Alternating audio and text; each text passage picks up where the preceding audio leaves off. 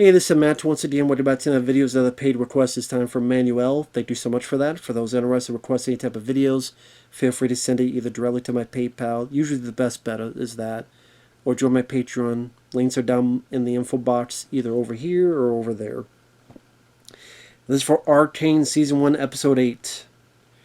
And it seems like Manuel is going to see this through. Me seeing this whole season of the show, which I know is highly praised, but apparently I'm the only person that does not like this. Brad, I've never played League of Legends. I think like the art style, it was interesting to see at first, but a little went a long way for me. And while, like I said, it was a style that was interesting, like I said, at first. But the more I see it, the more I much prefer traditional animation or higher budget animation like Wall-E, or I can just 2D animation or just anime. And this is like try to be something else, and I don't know, you know how sometimes you fall in love? Here I fell out of love. And it wasn't even love to begin with, but I kinda the visuals just kinda, the more I see it, the less I like it. If that makes sense. And the characters,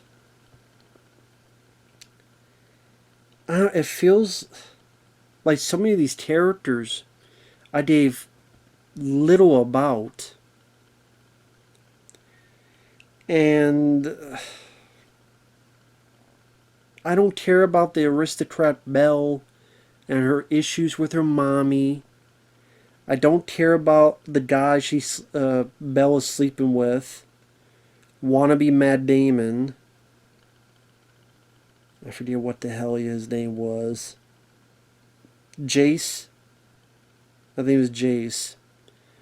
Again, wannabe Matt Damon, who got up the ranks of the aristocrats and kinda, but not really, but kinda turned on his buddy who was the cripple.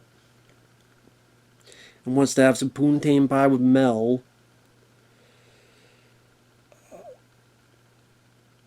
In the last episode, Caitlyn and Vi, they saw Vi's little sister Jinx and this other guy, the leader of the Firelights. Sorry, I know I'm mispronouncing these names. The leader of the Firelights and Jinx, they had a fight. Somehow both of them survived. I don't know how. Jinx let go a bomb that was this far away from her, and you have this big explosion you just see from like a mile away, but they're still alive and not blown to bits and bloody chunks. Explain that to me, because I don't know. I mean, the leader of the Firelights, I don't mind him. I think just something about his demeanor. Maybe also I liked his vehicle of choices. Makes me think of Back to the Future too, the hoverboard. So I didn't mind him. Also, because I think the fight scene him and Jinx had in the previous episode was one of the few highlights I had from this whole show so far. With the way it was edited. And that animation I didn't mind, the way that looked. The way edited from them childhood, the way they looked to how they look now, to childhood, to the way they look now, for both of them. I thought that was a good scene in a show I'm not big on. But pretty much the gist of this episode, Caitlyn and Vi, they're on the bridge. They escape to the aristocrats. They try to tell them, hey, this guy Silco he's the bad guy. Oh, we don't want war. I don't know about war. And Vi's like, oh, we should have war on this guy. And I'm like, Vi's being an idiot. I get Silco's the bad guy, but at the same time, to say all out war and just parade all the troops into there, you don't think nothing bad's going to happen? This sounds like really foolish. But hey, it is what it. But I know that's part of Vi's character. Silco, the bad guy, finds Jinx, and granted, yes, she's in trouble, and they need to save her, so it's not like she got out of it scot-free.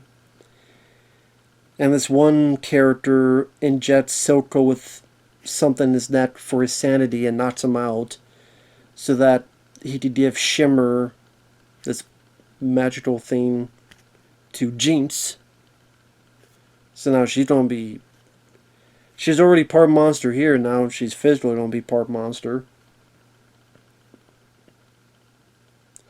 And she, in her crazed state, she imagines that it's Caitlyn, the girl that was with her sister, that she's the one injecting him, because she's out of her cotton-picking mind. And it's trying to juggle all these characters, like Jace, wannabe Matt Damon, wants war, Mel, the daughter of this queen that we saw in the flashback that was very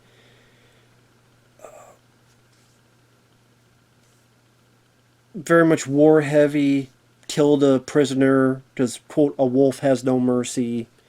But in Mel herself, she says war should be the last resort, which, I mean, is a pretty good statement.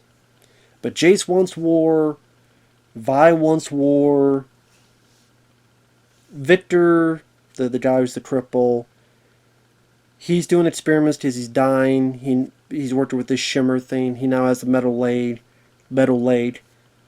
He can actually run with it now, which he couldn't run before. He tries to mess with it again. This girl, not minding her business, walks in, puts her nose where it shouldn't been, and the machine is going all buck wild, and she dies. And he's, horrified by it. And then I think the only thing that changes is, like, his hand.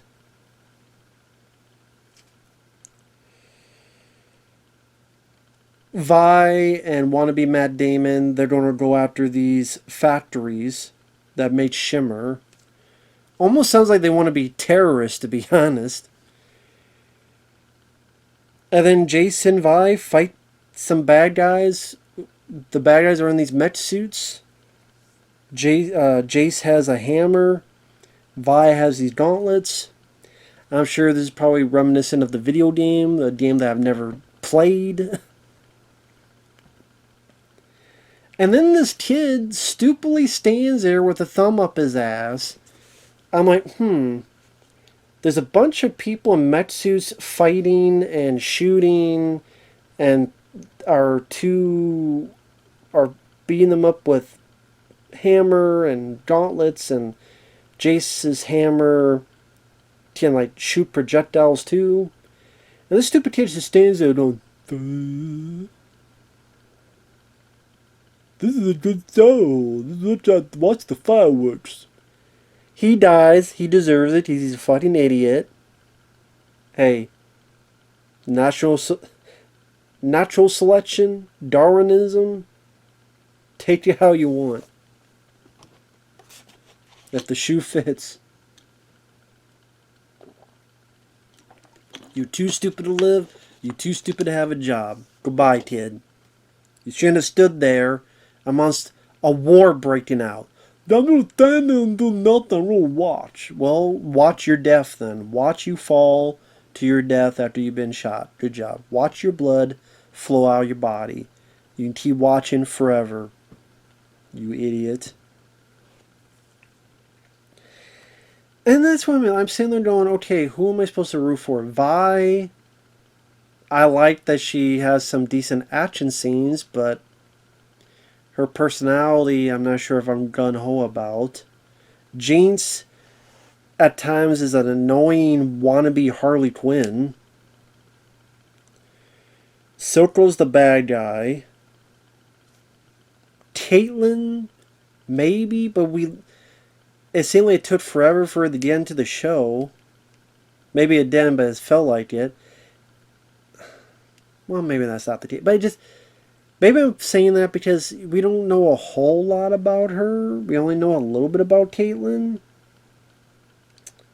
Jace is again, I keep saying one, and I like Matt Damon. This guy's just a wannabe Matt Damon.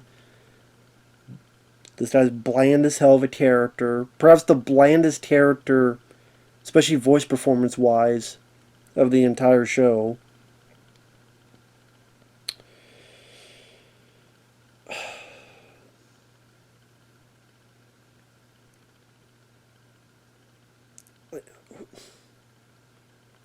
Listen, I just don't care what's happened. I don't care what's going on. By the end of the episode, they've destroyed the Shimmer factory. They see there's a bunch of kids who worked there. Well, those kids seem to know to get the hell out of the way. That's why you lived, because you were smart, unlike this dumbass. And then cut to Caitlin is showering, and she notices something's up, and then we see a little bit that Jinx is there, and her eye is messed up, so she's a mutant with that because of that Shimmer stuff. It just feels like, you know what it is? It feels like a movie that should have been 90 minutes long, and they've just stretched it out to all these episodes that are like 40, 45, 50 minutes, an hour. And it just feels like a slog to sit through going, can we get to the damn point?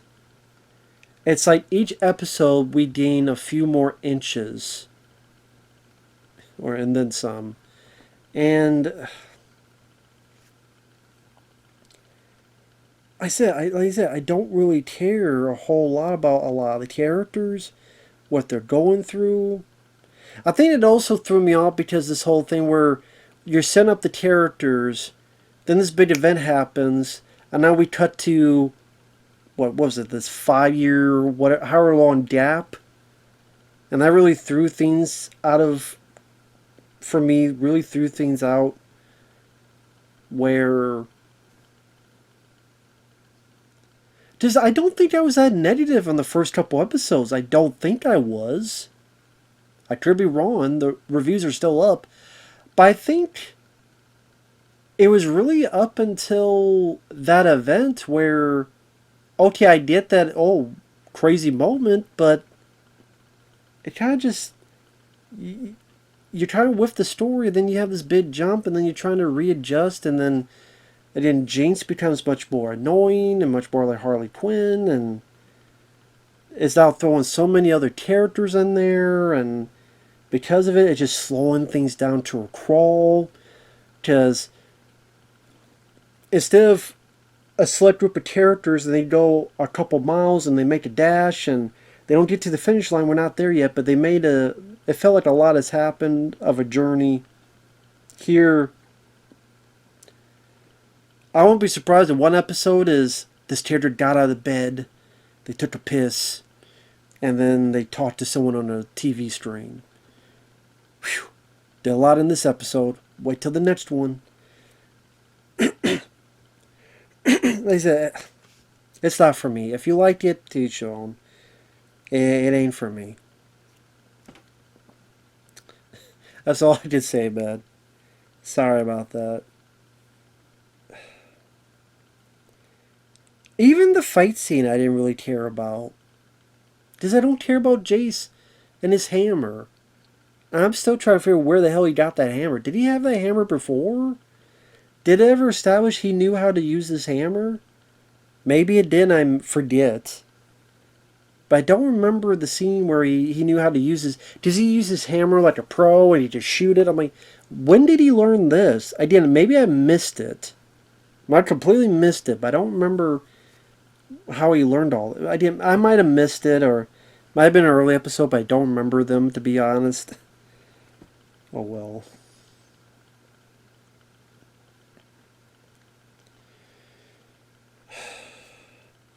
And Jinx, if her character doesn't die, I'm going to be very disappointed.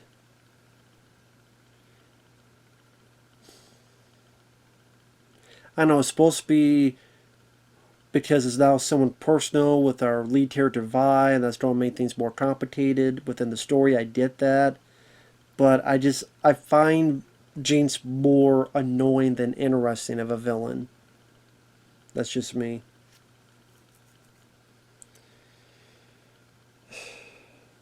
And Silco still trying to understand why he's so gung-ho about Jinx. Why he cares about her so much. I'm sure that's supposed to be something maybe later on they explain, or maybe not. I don't care. With that said, thanks for watching. Take care, man. We'll see you guys later. Bye-bye.